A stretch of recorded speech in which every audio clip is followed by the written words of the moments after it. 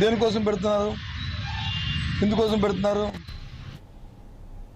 తిరుమల శ్రీ వెంకటేశ్వర స్వామి వారిని పలువురు ఏపీ మంత్రులు దర్శించుకున్నారు. సోమవారం ఉదయం వీఐపీ విరామ సమయంలో ఏపీ రెవెన్యూ శాఖ మంత్రి అనగాని సత్యప్రసాద్, ఇంధన శాఖ మంత్రి గొట్టిపాటి రవికుమార్లు కుటుంబ సభ్యులతో కలిసి స్వామివారి సేవలో పాల్గొని మొక్కులు చెల్లించుకున్నారు.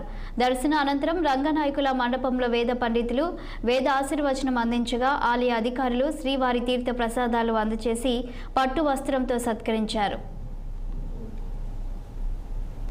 రాష్ట్రం సుభిక్షంగా ఉండాలి, ఈ రాష్ట్రం సస్యశ్యామలంగా ఉండాలి. గతంలో జరిగినటువంటి అన్యాయాన్ని తిరిగి పునర్నిర్మించుకుని రాష్ట్రాన్ని మంచి గాడిలో పెట్టాల లక్ష్యంతో ప్రజలందరూ కూడా పెద్ద ఎత్తున వన్ సైడ్గా ఓటేసి ఈ యొక్క ఎన్డీఏ కూటమిని గెలిపించారు.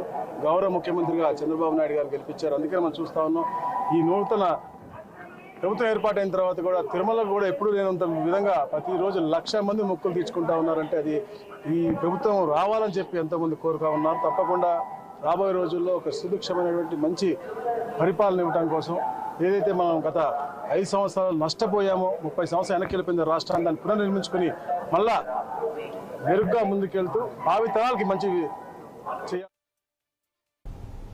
ఇవి bulletin updates. Keep watching 6 TV. సామాన్యుడి